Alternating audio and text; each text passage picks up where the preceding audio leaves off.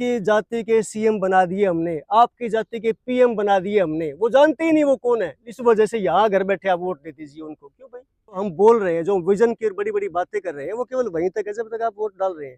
जैसे ही आपने वोट डाले और मेरी किसी दूसरी पार्टी के साथ सेटिंग हो गई है, तो आप फिर वो विजनरी बातें गाए, फिर नई बातें शुरू हो जाएंगी। लेकिन नमस्कार, मैं हूं आपका दोस्त विनोद शर्मा और फिलहाल राजनीतिक उठापटक चल रही है। राजनीति पर चर्चाएं गांव के गलियारों से शहर के कॉर्नरों तक पहुंच चुकी हैं।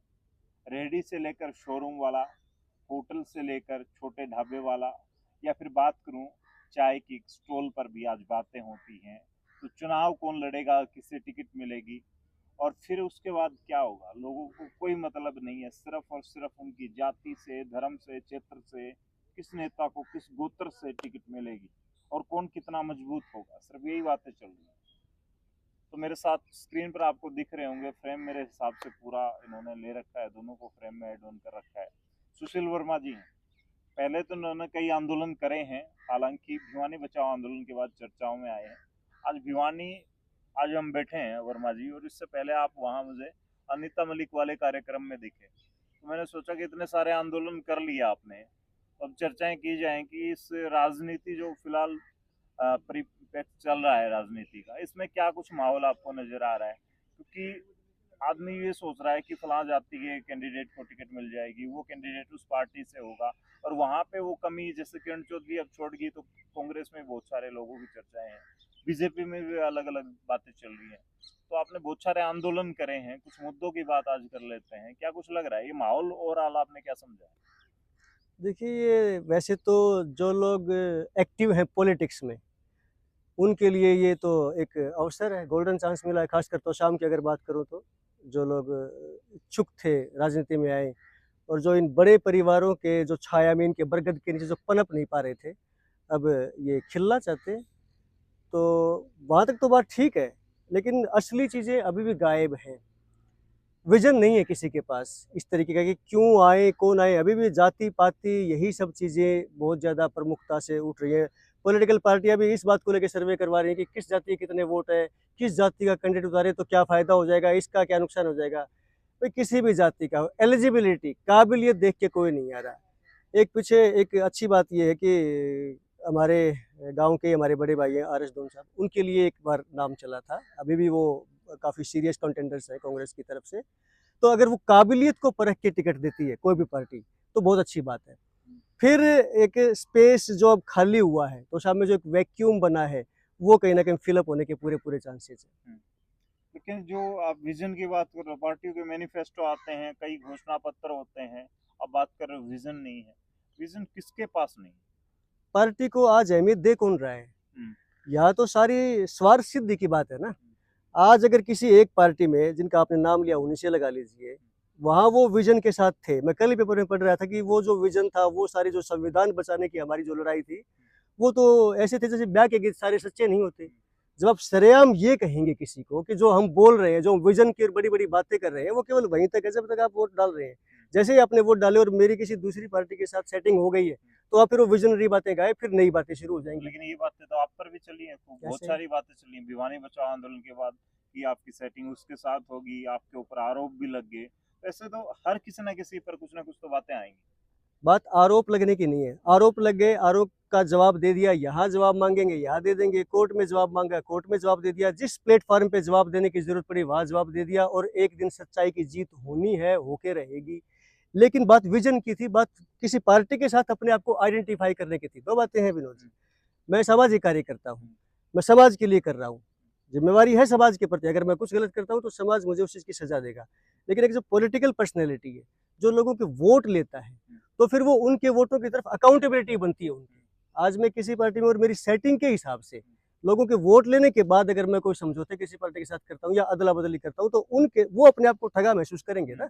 ठीक है, सामाजिक कार्य करने वाले को भी अकाउंटेबिलिटी होती है समाज के प्रति, लेकिन राजनीति में काम करने वाले लोगों को तो ध्यान रखना ही पड़ेगा ना कि उन जो हजारों लोगों के 70-80 हज़ार लोगों के वोट ले रखे हैं, तो वो क्या सोचेंगे। लेकिन अगर बात करें, आप तो शाम से आते हैं, ढानी माऊ आपका गांव है, सबको मेरे हिसाब से मालूम है। इस आंदोलन के बाद तो चर्चाओं में लोग बड़ा नब्ज टटोल लेते हैं, कहाँ से है, क्या करता है, किस घर से, किस परिवार से। तो बात आती है तो शाम में पहले बंसीलाल जी जीतते रहे, उसके बाद किरण चौधरी भी लगातार 4 बार से जीतती रही है। आदमी 4-4 बार यानी कि 20 साल तक लगातार चुना जाता है तो लोगों की तो पसंद होता है, वो लोगों के लिए काम कर रहा होता है तभी तो चुना जाता है। इसमें कोई दो राय नहीं है।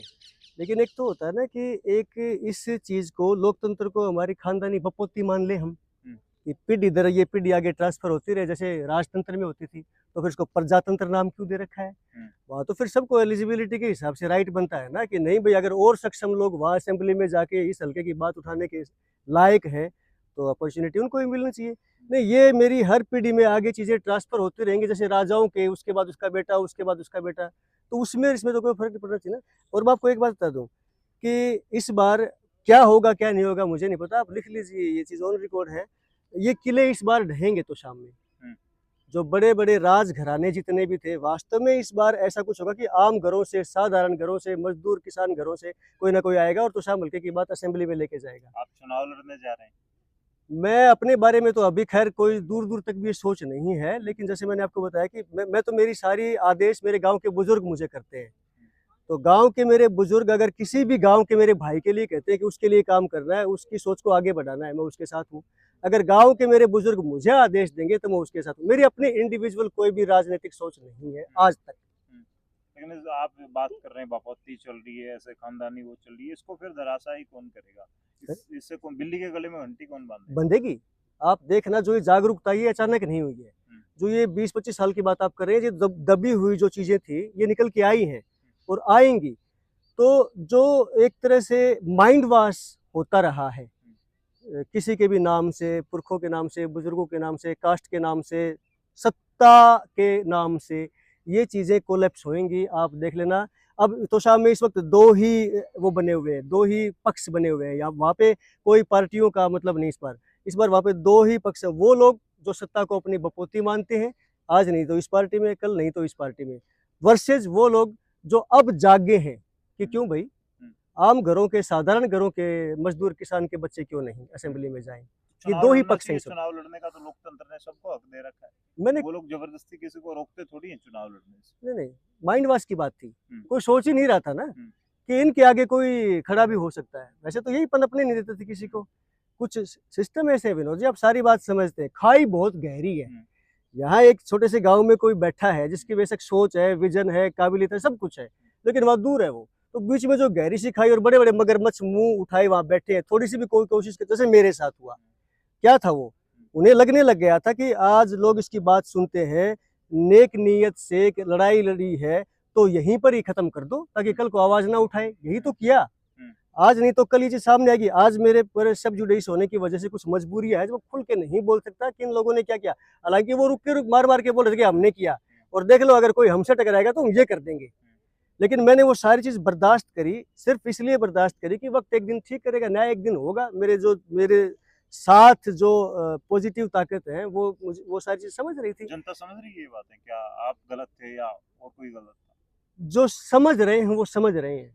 जिन्होंने जानबूझ के अपनी आंखों पे पट्टी बांधनी है कि नहीं, गलत होते हुए मुझे तो यही बोलना है, वो ना समझे, और ना उनके समझने ना समझे तो फर्क पड़ता मुझे। लेकिन जिसको पता है कि इसकी नीयत क्या थी, क्यों इसके साथ ऐसा हुआ, वो सब समझ रहे हैं। एंड में आ जाते हैं सिंटू के, क्या लगता है वोट कहाँ डालना चाहिए? और चुनाव तो चलो कोई लड़ेगा नहीं लड़ेगा, लेकिन आम जनता कैसे समझे कि कौन जीते, तब जाके भला हो सकता है? विजन कैसे समझे जाए और विजन कहाँ से आता है? मैं आपको एक, ये आप भी समझते हैं कि बड़ी मुश्किल से ऐसी चर्चाएं हो रही हैं, विजन की चर्चाएं, असलियत में डेवलपमेंट क्या है इसकी चर्चाएं। सबसे भयानक बात है कास्ट के ऊपर जो भी पॉलिटिकल डिसीजन होते हैं, जो भी पार्टियां किस जाति का उम्मीदवार को टिकट दे तो वो जीत जाएगा, जो ये समीकरण फिट करने की बात चलती है, ये समाज के लिए, ये प्रदेश के लिए घातक चीजें हैं। किसी भी कोई भी काबिलियत हो, किसी में भी, किसी भी जाति से, हम क्यों देखते हैं कि इसको वोट देते टाइम इसकी जाति देखिए हम।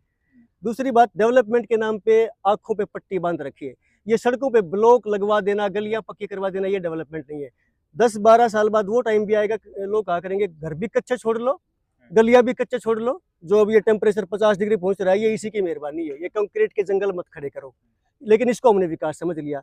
हैप्पीनेस इंडेक्स में कहाँ खड़े हैं, संतुष्टि में कहाँ खड़े हैं? किसी आम घर में किसी को रैंडमली आप दरवाजा खटखटा दीजिए, उसके अंदर जो बैठे हैं आम लोग, उनसे पूछिए ना, सत्ता उनके कितने नजदीक है।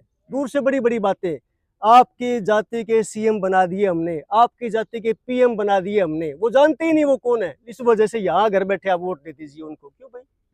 ये तो देख लीजिए कि उन दूर बैठे सत्ताधीशों के बीच में और आप यहाँ जो इतने दूर बैठे हैं उसके बीच में जो खाई है वो गैप कौन फिल करेगा, वो पुल कौन बनेगा जिसके ऊपर से होके आप जाओगे?